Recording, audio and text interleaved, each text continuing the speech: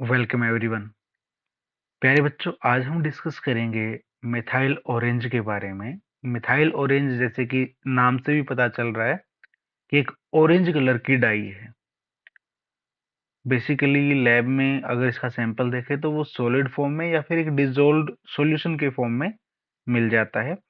और chemical structure अगर हम देखें, उसकी बात करें तो ये एक एजोडाई है। और एजोडाई का आपको पता है क्रोमोफोर क्या होता है, एन डबल बॉन्ड एन, यानी ये एजो ग्रुप एजोडाई के अंदर होता है।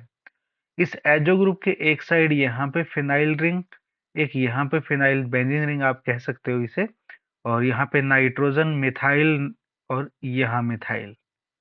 तो दो मिथाइल हो गए, ये नाइट्रोजन, और ये सल्फोनिक एसिड ग्रुप यहाँ पे SO3 नेगेटिव वाला यहाँ पे अवेलेबल होता है।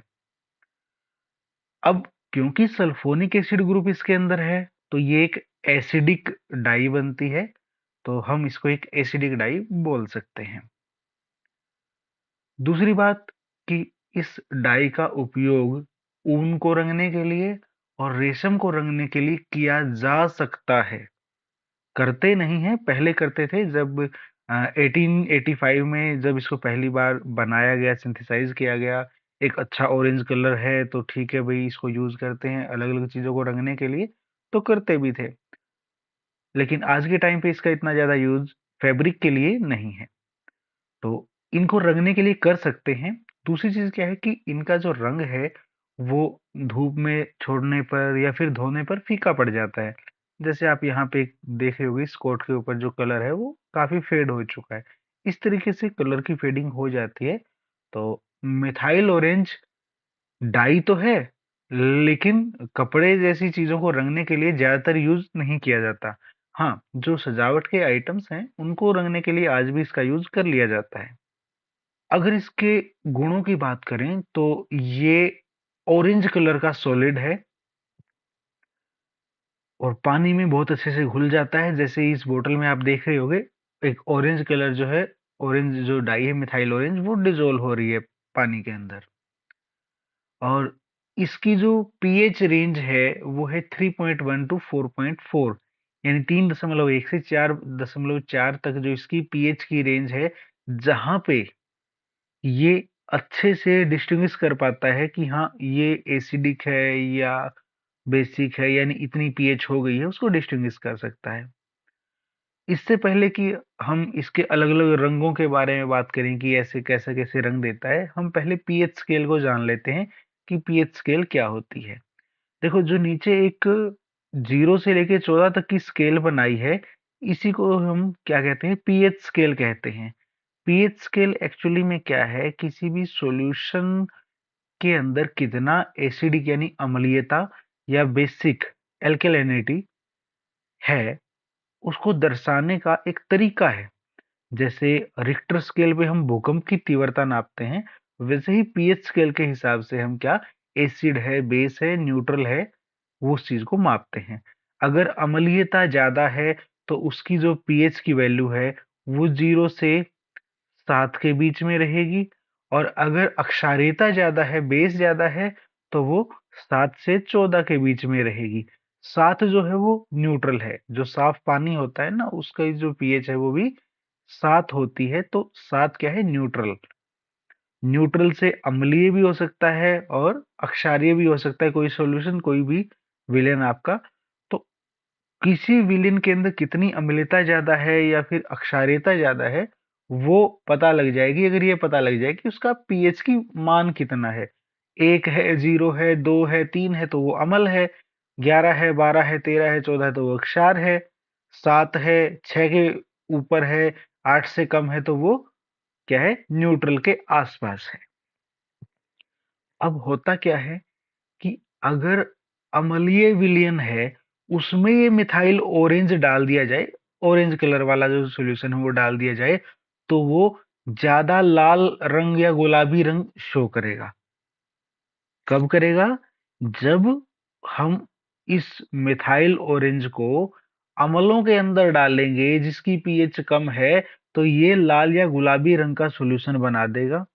और अगर हमने जो अक्षारीय विलयन है उसके अंदर डाल दिया, तो वहां पे ये पीले रंग का हो जाएगा। अब ये रंग क्यों बदलता है, ये तो इसके पीछे की केमिस्ट्री है, वो हम आगे डिस्कस करेंगे। लेकिन ये रंग बदलता है, एक बार के लिए आप इतना याद रख लीजिए। अगर अम्लीयता ज्यादा है, 3.1 से कम है पीएच का मान, पीएच का मान यहां से इस तरफ का है, तो क्या होगा, वो लाल रंग का या गुलाबी रंग का सॉल्यूशन बना देगा। और अगर उसका मान 4.5 से ज्यादा है, यानी उस तरफ जा रहा है, न्यूट्रल और अक्षार की तरफ जा रहा है, तो फिर वो पीले रंग का सॉल्यूशन हो जाएगा।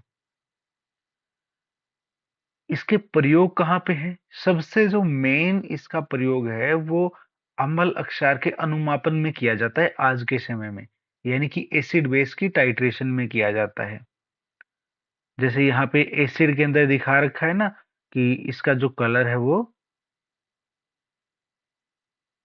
गुलाबी लाल इस तरीके का है, और अक्षार के अंदर पीले रंग का हो गया।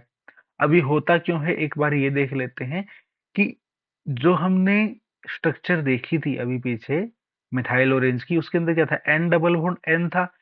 जो ये एन डबल बॉन्ड एन रहेगा, इसमें तो रहेगा पीला रंग, इसमें रहेगा मॉलिक्यूल का पीला रंग। लेकिन अगर हमने अम्ल के अंदर डाल दिया जिसमें लाल रंग दिखा रहा है, वो क्या कर रहा है, वो एक एन के साथ हाइड्रोजन जुड़ जाएगा, और इसकी वजह से जो है कंजुगेशन टूट जाएगी। और आपने सबसे पहला जो टॉपिक पढ़ा था इसके अंदर रंगों वाला, कि क्रोमोफोर होते हैं और जो क्रोम होते हैं इस तरीके से क्रोमोजन बनेगा, और फिर ऐसा मॉलिक्यूल जो डाई है, वो हम चीजें डिस्कस कर रहे थे। वहां पे देखा था कि अगर कंजुगेट जो बॉन्ड है वो कम या ज्यादा होते हैं तो रंग पे फर्क पड़ता है, तो सेम चीज यहाँ पे हो जाएगी। पहले कंजुगेशन थी double single double single double single double, इस तरीके से बॉन्ड थे। अब क्या हो गया, यहाँ पे एक कंजुगेशन टूट गई, इस डबल के बाद यहाँ सिंगल सिंगल होके फिर डबल आया है, तो यहाँ कंजुगेशन नहीं रही, तो रंग पे फर्क पड़ जाएगा। बहुत ज्यादा डीप में जाने की बेसिक सी जरूरत नहीं है, लेकिन मैंने आपको बता दिया है कि रंग में परिवर्तन हुआ क्यों है। खैर, बात सिर्फ इतनी है कि अगर अम्लीय हो गया तो लाल रंग, और अक्षारीय हो गया तो पीला रंग। ठीक है।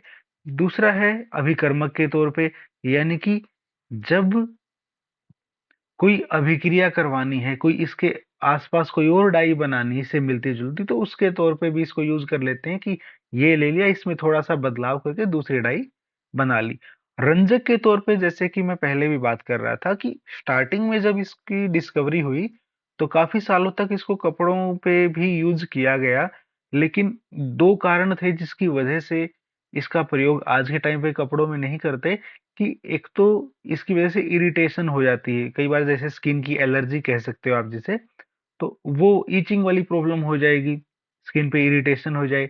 दूसरा, एनवायरनमेंट के ऊपर अच्छा इफेक्ट नहीं है, टॉक्सिक है हल्का फुल्का ये, तो ये भी इसके लिए क्या है, अच्छी बात नहीं थी। एक अच्छी डाई में ये गुण तो नहीं होना चाहिए, वो तो जितना हो सके उतना कम हानिकारक होनी चाहिए। और फिर रंग भी फीका पड़ जाएगा कुछ दिन बाद यूज करने के बाद। तो इन वजहों से आज के टाइम पे ये एक अच्छी चॉइस नहीं मानी जाती, और कपड़े वगैरह पे यूज नहीं करते। हाँ, सजावट के आइटम्स हैं उनके ऊपर बेशक से इनका आज भी यूज होता है एक डाई के तौर पे। तो यही सब था मिथाइल ऑरेंज के बारे में। मिलते हैं अगले लेक्चर में अगली डाई के साथ।